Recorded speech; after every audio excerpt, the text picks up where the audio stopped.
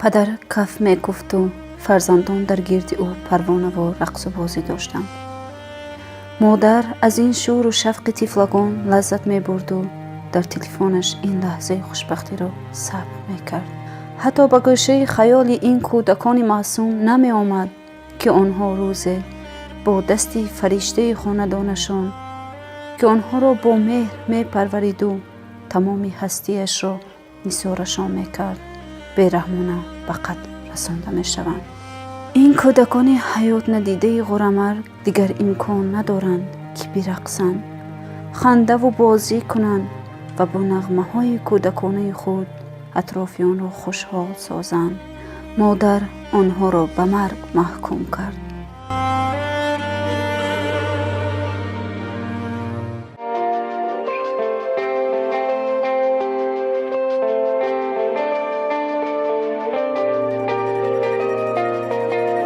бекор шудани ақди никоҳи ҳамсарон танҳо дар мақомоти сабти асноди ҳолати шаҳрвандӣ ё бо тартиби суд сурат мегирад. талоқ ифодаи ҳуқуқ надорад.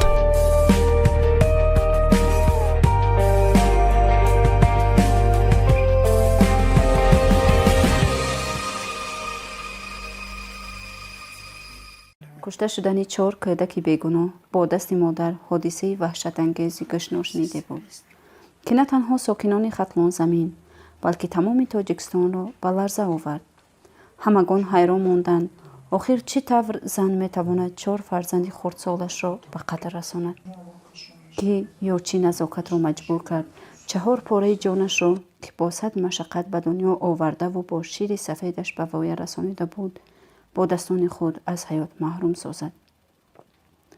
وقتی سر زدن این حادثه دهشت انگیز پدر کودکان در کجا بود و چرا پیش راه مادری فرزندکش را نگرفت؟ در حقیقت کودکان با دست مادرشان کشته شدند یا زیر کاسه نیم کاسه هست؟ به خاطر پاسخ گرفتن به این و دیگر سوالها ما به ناحیه کشانیان سفر برگردیدیم. خیلی حادثه شده. وقتی کار میرم کار کوسم وقتی که کار چی میکنه از زنک دایده میره انسویم میره میگه که خیلی یه بچت مردش نیست بدا برا میگه ای دست روی کردم نمی خریبیم ای دایده فرامده میوم که یه در بیرون بورده گنش هم که بچه ما چی میکنم نمیخیزه.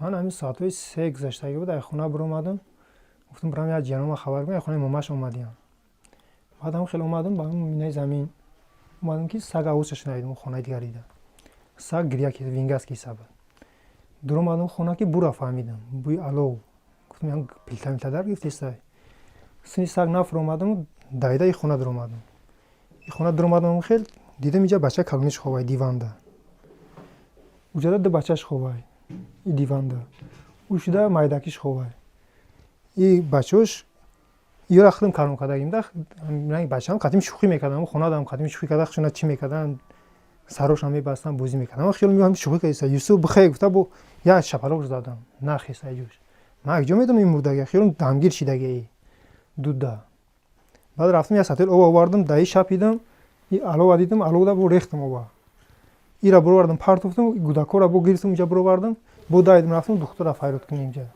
رفتم دکتر اومد اینجا چی کردیم جکیدیمش کامل شد دهنش موندم هم که فکردیم هیچی علاج نیست دکتر گفت که امید گفت بسیار غم نتیخته گفت این تمام کردگی بر وقت دویدیم اومدیم که پیش ایمود یک برادری دارم برادرش اومده بود و یک قطعه همسایش قطعه بروارده بستن ما هم دیدیم همه حالت بعد خونه میدیم خونه دود امی در گیراندگی دیگه سببش هم نفهمیدیم دیدیم که خیلی دکتر اومدن چی اومدن دیدن همون 4 تا جسد دیدیم اونجا بعد واسه ما توقیش کردیم با خونش درآورده موندیم گفتن که ناخرمتی نشده اینجا نمونه درآورده در کورپاس چشم جوجو کرده در خونه بود درآورده موندیمش تقریبا ساعتای 2 عین از ما گذشته در رای کلام قطیم تا گذشتم ما را سلام داد ما سلامش علیه گرفتیم قطعی بچه استو بچه اونجا کار میکنن بعد ما گذشت بود تقریبا ساعت 10 تا کم 2 یا 2 بودن تا پیش ما گذشت سلام داد شوبای املیسو رفت است درآمده است هم دیجونی درآمده است که من فرزندم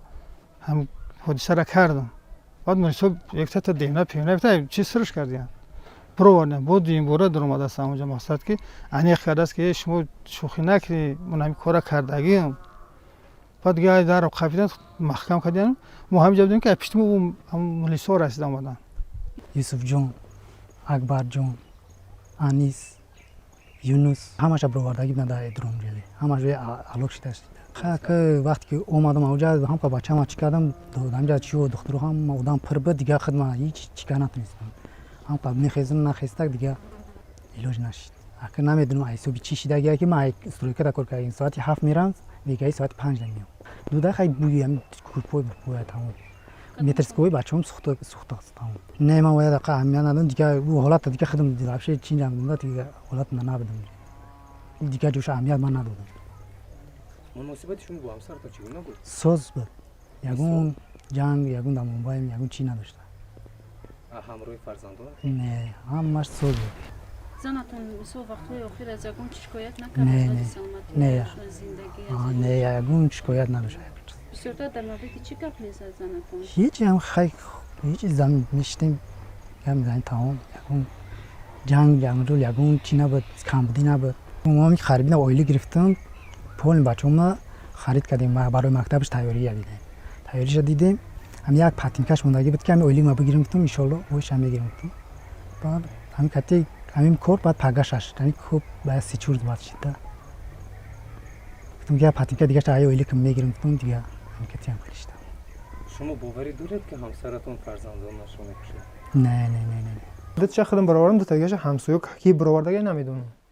وقتی که شما کودکای دیدید چه احوالشون بود؟ حالشون همین مناخشون بستگی بودم خیلی لقتی بستگی بود پوچکشون بستگی بود. این اینجا راست هم که خوب بود دیوانده. اینم لقتی بستگی بود پوچکشون بستگی بود چلیک کلام کتی مایده بستگی بود.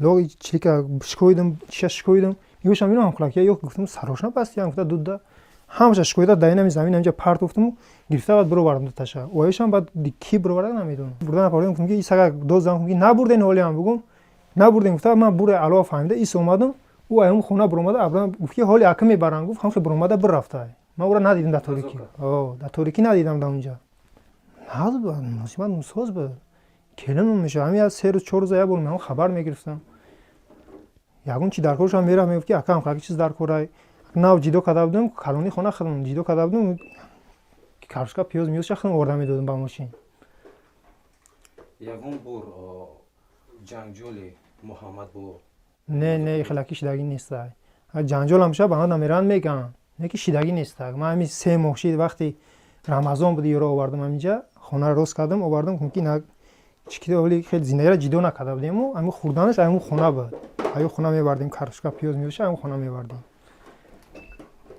پرابلم همین قبل که خیلی ولی خودش اگه ناو کار کردم یا 10 هفته شد کار دستورکا کار اومده کار کردیسته نزاکت یگون کار میکنه یگون جنا کار نمی خوناشین بود خصلتش خیلی بود خصلتش سوز بود نمیدونم دیگه همین یگون کس خودش جمع میکرد یگون کس قطعی جنگ نکرده است ولی همین چند سال شد یا 10 سال زویش دیدم در خونه مو کلین شده دیگه قطعی یگون کس جنگ کردنش ندیدم با فرزندانش چه مناسبت داشت مناسبتش ناز بود نه یک جنگ نمیکرد و خیلی کم وقتی هم درس تیار میکردن این خیلی چیشو میکرد و خیلی جنگ نیش از زدنش ندیدم گودکورم از زدن نمیموندم چون که من خودم فرزندان نشیده بودم گودکور رنگ فرزندی خودم نگاه میکردم من اون کالونیش در حساب من خودم کالون کردگی اون کالونیش با پاروک سر صدوش چند خیلی دوشنبه شمی داودا کرده با ایجا نشید با روسیه بردیمش لیچه نکنی هم روسیه بردیم کم سوس شد بعد از این پیش شما نزاکت دیدگی بودید سحر بود یا یکم وقتی دیگه همون روز نه همون روز یه روز پیش خونه موماش رفتگی ندیدم خونه موماش رفتگیش هم گفتن که خونه موماش رفته دو بچه‌اش در خونه‌اش بود بچه کارونش خاطیم دیمگیش در اونجا بود گفتن که خونه‌ایم که جانو اومده گفت خونه رفتن جانو اما هر دو کالونی رفتن خونه خرمو کندن با بودرین کندن با اونجا بازی کرده پودمان رفت گنم اونسه و خونه خودم مونده خونه پدری مونده من روشون ندیدم اونجا من پروسا گفتم خیلی بیو برام یه خبرشون بگیرم من میگردم میومم خودم لیچه نگریسادم چند کشی یا 5-6 روز پیش ناماده بودم همون روز بعد اومدم خیلی همین چیزا غلطیدم شما باوری دارید که نزاکت همین کارو اگه نمیدونم اخی کد از کی رفته چی کد از خدایی چی گفت از رفته همشه برگردن بچه‌م خودم کشتم گفت چه کشته هشتم رفتن روزی نهم اومدن نهم ساعت 12 اومدگیان 12 من اینجا رسیدم ساعت 3 گذشتگی بود. شما گفتید که شما هم چه پدری من این اکه خانم گفتیم من کانون نگاه که بینی شده کلای من بودی رو. بعد وقتی که نزاکت رو شما کنین کردید شما فهمیدید که مادرش قاتل بوده است؟ نه ایرا ما چند قدر 5 6 سال بعد فهمیدیم. مادر نگفته بودن که این مادرش در ترمای خیلی نگفته بودن. خودش نگفته بود؟ نه خودش هم نگفته بود. بعد کلین کردن چند قبل بعد گفتن که هم خیلی های. بعد شما راست دیگه با این بچه‌ها شکو دوست می‌بینیم واقعا در فکر خیال هم نبودی کارو. یگام بیماری نداشتی چی؟ تماما از یگام بیماری من هم قسول دامو خونه زندگی کرد یگام بر دکتر لیچینی پیچنی نبردگیمش. وقتی اوخیل فقط این سحری و درست سر بر میرفت. اگه اینجا اور درست گپ نورده بودین کارتوشکا روغن پوغانش همش بود. اوردا همینجا رفته بسونکاش میبرده. کارتوشکا پاشکاش نباشم خوبشش خاطی زفاس آورده خودم دامون خونه موندگیمش. روغنش همش آورده موندگیم. همین برای ارد میرفت همونجا با گپ زده خاطی کلنو گپ زدن میومدن. صحبت هم فرق کنم صحبت نمیکنم اگه در کار نیستم. دیگه در کار نیستم نویام در کار نیستم. یگان چیز دیگه در کار نیستم. آدم فرزندش در کار بود نیستم که چی در کار نیستم. یکی از غریزه های سختی انسانی این غریزه مادری هست. اینستینکتی که ما در حیوان میبینیم که حتی یک کپک پایش شل میکنند تا که روباه از قفای او دود و چوجه هایش در این وقت امکان رشد شدن را پیدا کنند. بعضا این کپک را حتی روباه دریاب میکند و میخورد. ولی این اینستینکتی مثلا مادری در او بسیار سخت است. در آدم هم چنین است. و یکی از سبب‌های سست شدن اینستینکت مادری این البته اجتماعیاتی شدنی که آدمان است که این غریزه هایی که در تگ دل هستند آنها را بسیار وقت کج میکنن این کاشی آنها را نادرست میکنن. برای همین 100% در چنین حالتی که این واقعی که رخ داد نسبت مادر و فرزندان است این البته نشاندادی بیماری های روحی هستند و چگونه که گفتند که آنها ارثیتشان از این بیماری ها دور نبوده است پس گرفتن آنها در نظارت روحشناسان اسپانسریزاسیون آنها همه اینها میتوانست که این واقعه ناخوش را پیشگیری کنند و این روزها این واقعه و حادثه هایی که در جامعه ما شده ایستادند نشاندار مهمیت بودن سالمی روانی مردمند. نزده است. فرزندو یکون بر شکایت نکردن در مورد یکون خصلتی غیر عادی مادرشون؟ نه یگون چی ده یگون خیلی چی نداشتیم ده مشکلی چی نداشتیم خیلی. نه گپ در سر مشکلی نیست گپ در سر سلامتی است. مثلا آدمی هست که یکون صدمه روانی میشه. نه آیا خلاصی. وقتی که زنتون رو گرفتید شما خبر داشتید که مادرش زندانی شده است؟ همونجا گفته بودن که با یا امام یا بعد چی کده همونجا کار میکردن یا جدا یا خلاص کتی شناس شده چی شده که من گفت یا جیان دارم گفت همین جیان ما گفت یا اون سوز آدم باشه گفت میتونش گفت دستی خلاص کردن شد دیگه همین کتی گازوین گازانی کتی توریش تر همسرتون رو دوست می‌داشتید؟ خیلی جایی چی نداشتیم ده خیلی جنگ جنجال یکون چی نبود خیلی بعد از همین حادثه زنتون دیدید؟ نه دیگه ندیدم. چه خیلی یکم برو نخوردی نپرسیدی که برای چی کارا کردی؟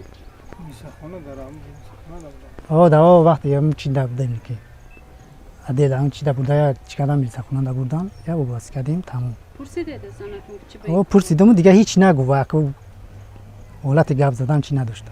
میلیسا چی میگن آیدی همسرتون؟ که ولی هیچ نگفتم ولی میلیسانی گفت خیلی صحبت که گفت تمام ما اون چیز نگفت سازولی. گریه داشت همسرتون دمی؟ خیلی گریه کرد دیگه منم که در وقتی خودم چی نداشتم. بد نیست خوب است گفتی که ما خالدینی نداریم در خانه‌اش یخدان کلان درنش پر چیز زمین دی نفر بود همون یک خوبچه اور که خیلی آدمی کم اقل هیچ وقت یک خوبچه اور نمیگیره آدم شکایدگی نیست یگان کم بودی خیلی چند سال سال اینجا زندگی میکنه ما ندیدیم که خاطر شوهرش جنجال کرده باشه نه فرزندش نه شکایت از همسایه‌اش باشه ما خودمون در تعجب موندیم که همین حادثه چی سبب شده باشه که رخ داده باشه. همین کسی میپرسه که همسایه را کسی رقیبان میگه که شما درباره оила ягон сухан кунед сухан мекунанд ҳамон милисиҳо ҳам дар таъҷиб монданд ки як кас намегӯяд ки ҳамин духта ганда ё не бача ганда ки хай мо як бигем ки ҳақадам ё яташа сиёҳ кунем ягон майда чине мо гапа мезанем ва ҳамо тафтиш шудем бурдагиам дар ҳайрат мондем мо худам дар ҳайрат мондем ки ҳамин кор чӣ хел рух дода боша ки ҳамин хай якта дутани 4 фарзанда ба ҳамин сабаб расонда танаш хунук буда хама одами моҳит бигем ягон сиёҳ пучидагӣ боша ягон ҷо буридагӣ боша ҳеҷ чӣ набудам хай ки баъд ҳамо сундекстем гуфт ки яра камтар ҳамин боғӣ кардагӣ ҳаста гуфта чӣ карда мушоҳидаам кардагӣ нестем айтан ягон касам шунавидагӣ нестем ки ҳамин фалоне хай назокатхон фарзандша зада боша ё ягон муносибат бо ҳам фарзандш карда боша дағалона эҳсос аз равон фарқ мекунад масалан одамое ҳастанд ки бемории эҳсосиша ман фалон кор мекунам хел мекунам хел ки дар асл намекунад а вақти бемории равонӣ мешавад вақти беморӣ дар нияташ ҳамон корҳоеро мекунад ки аз дигарон пинҳон медорад яъне ин бемориҳои бисёр вақт равонӣ ки ба рӯҳӣ мегузаранд хатарашон ҳам дар ҳамин аст ки онҳо аз он талаботҳои чорчӯбаи талаботҳои иҷтимоӣ берун намераванд ва риояи ин талаботҳоро барои ба мақсади масалан нопоки худ истифода мебаранд то ин ки ҳамон корро кунанд инро фақат мутахассис мефаҳмад дар ҳолати суҳбат яъне ки мо агар мантиқан гӯем мантиқи ӯро гӯш мекунем дар як ҷо мебинем ки мантиқи ӯ рост намеояд мантиқи ӯ аз дигар қувваҳое ки ғайри ақлӣ ҳастанд сарчашма мегирад ва мо ан ҳамин ҳолат мефаҳмем ки ин масалан бемории рӯҳӣ дорад яъне ки беморие ки аз равонӣ ба рӯҳӣ гузаштааст ва рӯҳ боз тамоман чиз дигар аст вақте ки ирсият бедор мешавад бемории рӯҳӣ яъне ки бемориҳои равоние ки решаашон дар ирсият ҳастанд аз ҳамин ҳисоб одамоне ки бемории рӯҳӣ доранд инҳо бисёр одамони баақл ҳастанд бисёр чизҳоро мефаҳманд дарк мекунанд аз чорчӯба намебароянд вале дар инъикоси ҷаҳони беруна нисбати ҷаҳони ботинии худ онҳо баъзе хатоиҳо баъзе мушкилиҳоро ҷо мекунанд ки сабаби ана ҳамин сарзавини чунин амалҳо мешавад аз рӯи гуфтаҳои ҳамсоязан раиси ҷамоат шавҳар бародаршӯй модар ва бародари назокат бармеояд ки назокат бисёр зани орому раҳмдил буд фарзандонашро ҳаматарафа хуб нигоҳубин мекардааст тели 10 соли зиндагӣ якҷоя бо афсунҳояш боре ҳам сарбасар нашудааст ва бо шавҳару ҳамсояҳояш муносибати хуб доштааст фақат орзу мекардааст ки писараш юсуф комилан шифо биёбад аз рӯи гуфтаи манбаи мӯътамад назокат эътироф кардааст ки кӯдаконро худаш ба қатл расондааст аммо ёд надорад чӣ тавр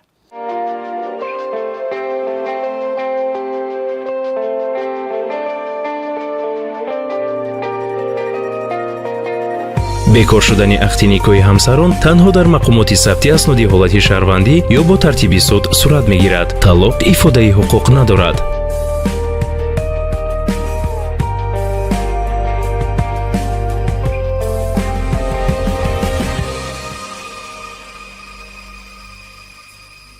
айни ҳол аз рӯи ин ҳодиса парвандаи ҷиноятӣ кушода шуда тафтишот идома дорад